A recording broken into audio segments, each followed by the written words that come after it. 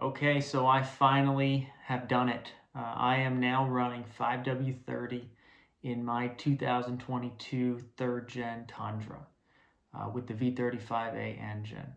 And let me tell you why I did it and why I think it might be something an owner should consider if they're going to keep the truck long term.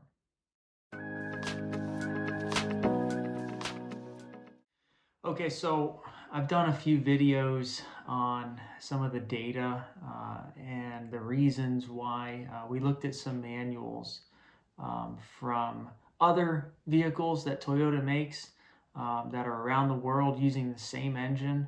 And they all recommend different weights of oil depending on the climate, depending on the driving conditions. So we looked at the Lexus LX600 in the Middle East. We looked at the Toyota Land Cruiser 300 in Thailand. And from that, we had a lot of people that commented, well, those are both hot weather climates, hot environments. And so, yeah, they can use thicker oil, but in the cold weather climates, it's not practical to do and not advised. And so I looked and I found that in Russia and Northern Europe, the Toyota owner's manual for the Land Cruiser 300 has the V35A engine. That also, even in like as far north as St. Petersburg and Moscow and northern Scandinavia, you've got vehicles that are recommended to use 5W-30 in those temperatures.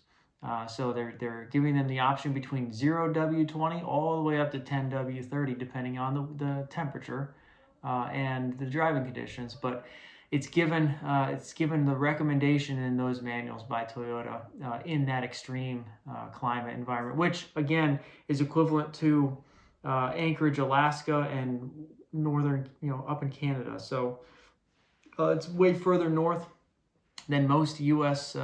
Cities and locations. So again, I think that speaks to that Toyota recommends even 5W-30 in those extreme temperatures. And so, again, I think the big thing there is all of these engines are in similar vehicles, but they're not in Tundras. And so I kind of got some feedback that, hey, there's some pushback. It's that the Tundra might be different. And I that could possibly be the case. But I took a look. The Tundras are manufactured in San Antonio. They're made in one location in the world at the Toyota manufacturing plant in San Antonio, Texas. And due to that, they ship out to different countries or across the U.S. And I wanted to look at the example of Mexico because Mexico is receiving the Tundra. I think they started in 24, 25 getting the Tundra shipped there. And the Toyota Tundra manual for Mexico gives the same oil recommendations as all of the other manuals across the world for the V35A engine. The Tundra in Mexico, if you look at this, it shows it ships with 0W-20. It recommends 0W-20 for efficiency and emissions. However, it also recommends 5W-20, 5W-30, and even 10W-30. Depending on the temperature, the ambient temperature.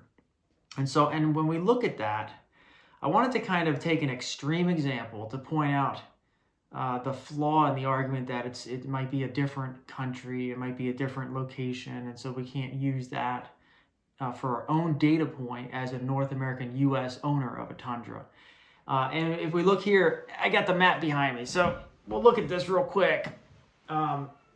If a Tundra is made in San Antonio, Texas, and it ships to El Paso, Texas, it's got to use 0W-20 in the U.S. If it ships just south of El Paso to Juarez, it can use 5W-30 or 10W-30 as recommended for Toyota. And so these are literally separated by a river, same location, same exact area, but I just don't see how when you look at a Tundra being manufactured in one location, if it's going to ship to a city in the US and a city in Mexico and they're separated by a bridge, that they're going to actually go through the hassle of putting a different oil pump, programming software differently. I think it's, again, I did a video about this. it's got the programming and the mechanical function of this oil pump in the engine is programmed for a range of viscosities, a range of temperatures, and as long as you stay within the guidelines that Toyota recommends, which it does in all these manuals, it's built for that and it's fine. So I took that and I just, again, it confirmed the decision and the data that I was finding that it really is. Even in a Tundra, a third generation Tundra in Mexico, we got the recommendation to go ahead and use 5W-30 or even 10W-30 in the summer. So I wanted to share that just to make sure, again, I show it's also Toyota publishes it in a Tundra manual for a Tundra truck. Okay, so let's go. We'll throw it in the truck real quick. I'll show you doing the actual change, and then we'll talk a little bit about some details and some data that I'm going to collect and then be able to share with you. All right, guys, so I'm going to do it. I'm going to switch over to 5W-30 in the V35A engine. I wanted to show you guys the difference. What I'm going to do here is I'm going to use the same oil filter that I've been using, the Toyota filter, to just eliminate any additional variables that change. The only change is going to be the oil. And here we go with the 530.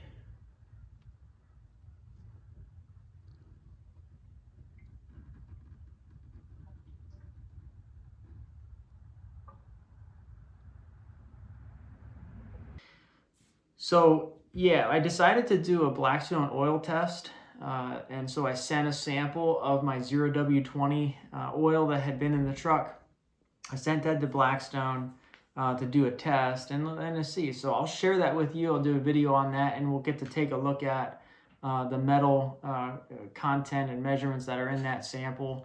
We'll be able to compare that, and I'll do another test on the 5W-30 at the same exact oil interval. So the amount of miles that was on that oil, I think it was 800 plus miles when I took it out. I'll do a sample at 800 miles on the 5W-30, and we can compare those exactly, apples to apples. It'll be still winter here, so it'll be the same temperature range. Those will be pretty close to compare those two back to back. And just to compare, I also took a video showing kind of my gas mileage before the change, or just right after, immediately after. Shows, I think it was like 17 point something. You can see it here. And then I did another, after driving a little mix of highway and city, probably a couple, maybe 100 miles or so, just did another sample of that, and it's around the same. So it's maybe a little lower, but it's not a noticeable impact in terms of fuel efficiency and gas mileage on the truck between 0W-20 and 5W-30. So yeah, I just wanted to share, I think it's important. I'm an owner of a Tundra. It's my own truck. I maintain it myself, self-funded for it, self-funded for the maintenance. Everything I do on these videos is just me talking about the things I use, what I'm doing, and how I take care of my truck. But I wanted to share with you guys and show that I think it's important. Like, you can't just get on a video and tell people to, or you think something or recommend something and then not do it yourself. So I put my money where my mouth is, and I'm doing it, and I believe in it for myself. I think it's a good decision. Consider it if you want to do it. I think there's a difference here. I want to talk about the difference between warranty and recalls. Okay, so there's a distinction between the two. I think a lot of people have commented and are concerned that if you go to a 5W-30, you would lose, Toyota could void your warranty. There's been a lot of comments on it, and that's a possibility. I don't discount that. They could do that. Okay, there are laws. We talked about the laws that are there to protect a consumer. I believe an OE manufacturer would have to prove that the oil was the cause of a failure. So they couldn't just say, oh, you did it, but they had to prove through the data to support, hey, that was the reason for the failure, to deny your warranty, but they'd have to go through that, and they could do it. It could be an issue. When I look at my truck has 55,000 miles on it. My engine was replaced last year, so my warranty on my new engine is going to run out this year in spring, I think in April. And I'm going to be past the 60,000 mile warranty on the truck. There's no warranty left for me. Okay. And so that being the case, it really doesn't matter. I want to make sure my truck lasts, and I want to take care of it really well. So for me, it makes sense in my calculation to do this, right? If you have a brand new truck, it might not make sense for you. You might want to wait and just do the oil change interval reduction and keep changing that oil every 3,000 to 5,000 miles with 0-20 until you're out of that 60,000 mile warranty. Again, everyone has to decide what they're willing to do, what risk they're willing to take, or kind of what they think is best for their truck's health. Okay, but I think it's important when you look at warranty. That is, kind of a contract between us and the manufacturer of our truck that, hey, we'll follow your policies and we expect it to last a certain duration up to 60,000 miles like our Tundras have.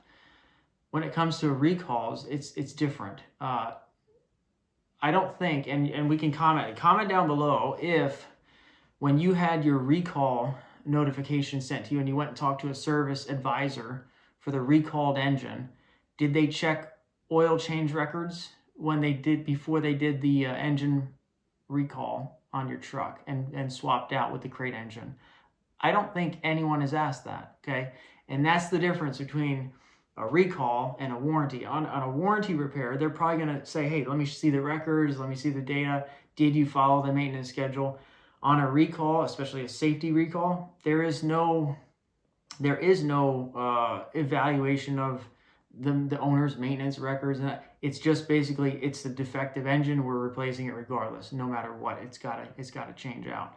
So we need to talk about that. We need to recognize that there is a difference there.